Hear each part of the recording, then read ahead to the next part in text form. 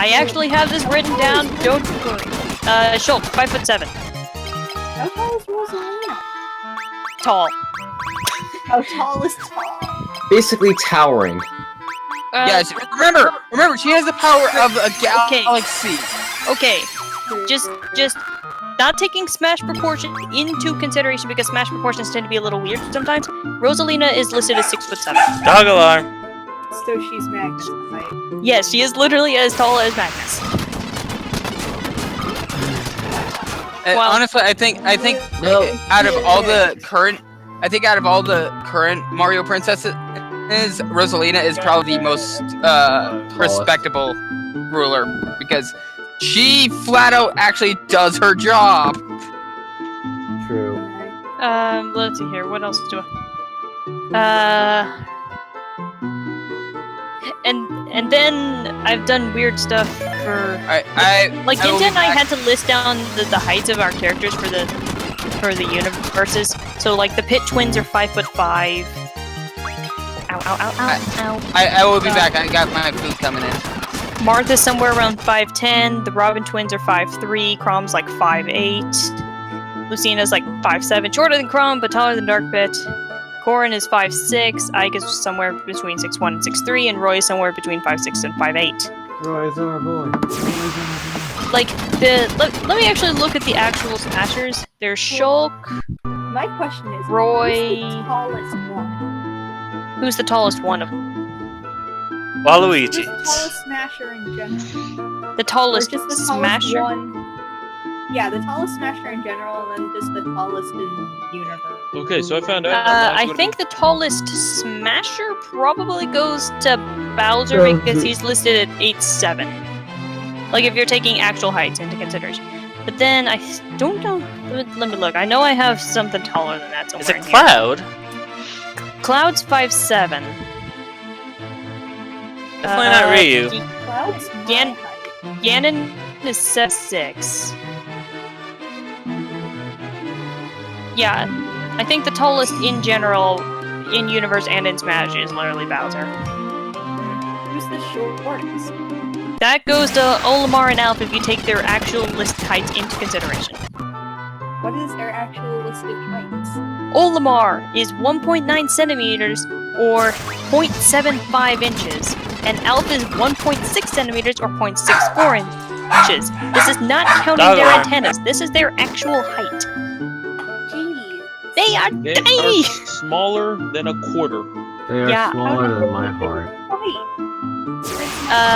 Smash logic. Smash Magic? Smash magic. Master hand. Master Hand. Master Hand, I'm guessing, basically just increases their height. How is Metal Face in Smash? He lowers his height. He's No, a trophy. that's the joke I'm trying to make. Smash magic. The entire reason as to why Metal Face is in the game. You want to get that Monado boy. Monado Hold on, boy. I need to do something. But the thing is that Ginta and I both have differing things for our universe. In her universe, Metal Face is just like an android that Master Hand made. Mine? No. That's actually Metal Face. But In how does flesh. that even work? Smash magic. No. You know what I mean by how does that even work, right? You're gonna have Isn't he, you know, dead? Listen, Yes and no. Ridley is there, and Ridley's supposed to, be dead. Logic. Well, Logic is flawed. it's under the pretense, like, my reason is under the pretense that Master Hand is basically kind of a creation day, almost, I guess. So basically, he has some weird abilities to be able to bring things back to life, technically, because it's under his will. Then again, this is also the mind of a child that Master Hand is. Maybe. No, I go with the interpretation that Master Hand is just like some greater being, but not a child. I think that because of the original Smash, where as soon as you're done playing with the doll, the toys. yeah. I mean, then again, every Smash opening is involved with a trophy or a toy. Yeah. I also find it funny. Melee was the first to predict amiibos.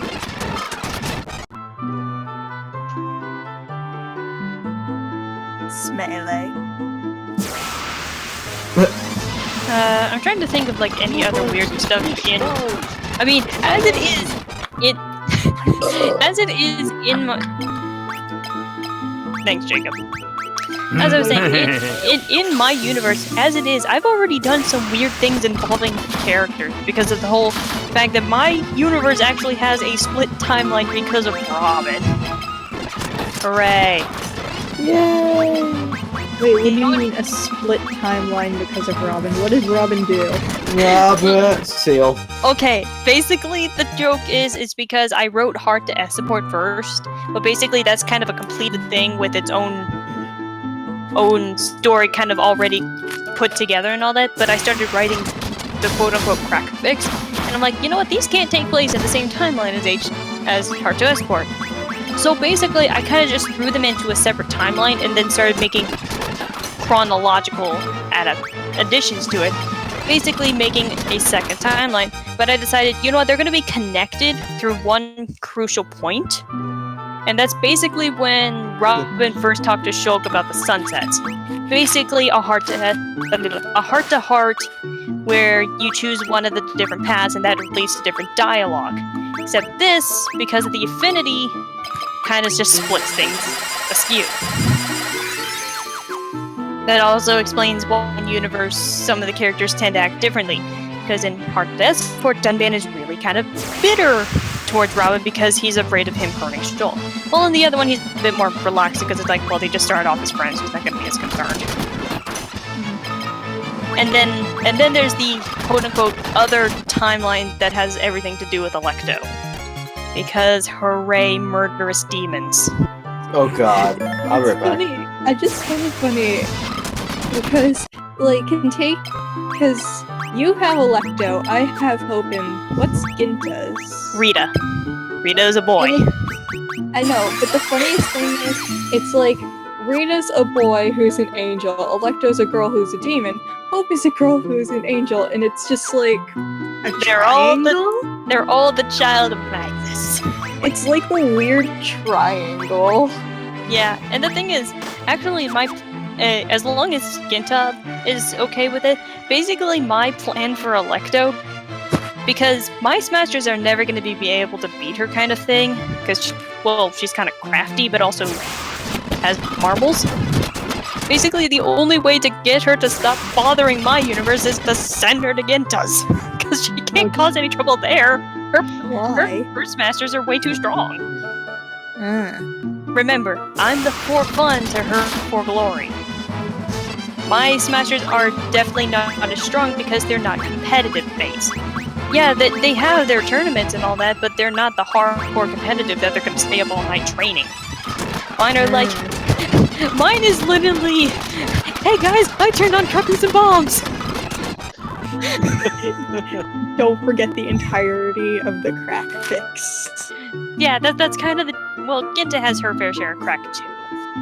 But the thing is, her universe is also really different because she integrates Disgaea as being part of the Kid Icarus universe. So basically, yeah, things are going to be crazy overpowered. I know nothing about Disgaea, so... Disgaea is really weird. Like, there's the fact that the level cap of the original Disgaea is 9,999. What? Yeah. And you can basically just have your stats just go insanely high because of that on Laharl. Jesus. So yeah, basically it makes sense in her universe for them to be crazy overpowered because, yeah, that's kind of the point. Everything is supposed to be crazy overpowered because they deal with a lot more shit. Like, points to the Golden Land, and their shenanigans, and space pirates, and other gods, and basically everything. Everything in her universe is screwed. Mine is kind of more tame because so far the worst thing that's happened is... I don't know. Maybe the author. The author is the worst thing that's happened thus far, and she didn't even really do much. She just decided to show up, steal some people, and cause problems. But otherwise, there's no lasting effects in the universe. No, it's just like, Yeah. that's the worst thing that's happened. Yet. Yeah, because the author's gonna show up again later. There's other stories I want to do before she shows up again. So basically, mine is mostly all for fun stuff because there's gonna be a Splatfest in the middle of this. And then there's also that one thing with Shadow U. Yeah, that's gonna be the worst thing that happens in the universe because the universe almost comes to an absolute end. That's what I mean. That's the worst thing that's happened. And the thing is, yeah, that's literally the point. Is the Shadow U arc / hero? Yes, I do call him hero. Is literally that he almost brings the entire universe to an end because he wants to. He's an evil mastermind who has no marbles and who will kill you if you just so much as look at him the wrong way. And it's a surprise. Basically, I'm still gonna try and keep the comedy factor because his lackeys are the Steven gang. But everything they do is basically gonna be Noodle Incident, and it's like, so you're telling me you had a traffic jam of 50 exploded vehicles and you still managed to do this? Yes. I'm disappointed, but also surprised. So it's literally It's literally just Steven. the entirety of Steven and Friends. Yeah, that's the point. Because it's like the first time they try to do this, they're gonna mess up royally and not actually get it done. And then they learn the consequences. Bloody murder. Like, I'm not sure if I'm gonna go into the exact detail of how bad Hiro murders him, but let's just say there's gonna be a few parts lying around in the wrong spot. Like, as it is, it's already bad enough Shadow Naoto's gonna show up too. And she has a weird obsession with body-altering surgery. So as it is, there's probably gonna be some parts misplaced Oh, anyway. I forgot to unmute myself. Good thing the Steven gang can respawn. Perfectly fine. I know. I have a feeling there's just gonna be one point in this where Hiro comes back from whatever he was doing, probably murder, or framing you. And Naoto's like, oh yeah, if you find a spleen anywhere, can I have that? I accidentally put someone's heart where it should be. Or something along those lines because Shadow Naoto. I completely forgot that I was muted. I'm Hey, sorry. what do you expect of a mad scientist child? Oh, Jesus Christ. That sounds even more terrifying than something that I could do. Mad scientist? Who is Well, also a I'm child. I'm thinking of a I'm math just a scientist. I am still technically a child, I guess? Or a teenager. And then But I'm A young still adult. technically a kid. And Young then- adult. Technically. And then But I Shadow forgot that you Yosuke is have- basically acting as double agent. Like, he's trying to play along with Hiro so he doesn't get murdered. But he's trying to also relay information, but it's not really the best, because the only one that can defeat Shadow Yu is Shadow Yosuke. That's definitely a problem. How does And this- even then, How does that even work? in the context of Persona 4, Izanagi's sole weakness is wind. The only wind user in the entire party is Yosuke, who is also weak to electricity, which is Yu's element. So basically, they kind of offset each other. And Yeah, that's so- kind of the main problem, is that Shadow Yu is only weak to Shadow Yosuke, but in the same vein, Shadow Yosuke is weak to him. Yeah, so if the things Hey, look, if a the giant heroes were turned, fireball. basically Shadow Yosuke could have killed them all. I better and watch the thing could out. have gone on. Well, the thing is that Shadow Yu rules through fear alone. Everyone fears him. They're not gonna try and double cross him. Except for one character that I forgot the name of. Shadow Aegis. He fears her, but thankfully, she only listens to one person, and that Shadow guy's not Yosuke. around. He only listens to Sho. He. So Me? feels bad, man. He. There's no. It was the Yotze. This gone is the fucking. That was I- annoying. I just love that he. It's like the. There's Exactly. There's Egil's torch. That's me trying to write. Because the thing is that I literally write out entire stories in my head. Ping! Like, I can see it perfectly, and then as Yep. soon as I go to write it, I'm like, Yeah, that's my total problem right now with the Shadow Hero arc. Because it's like, I can plan it out right now, but I'm not gonna be able to put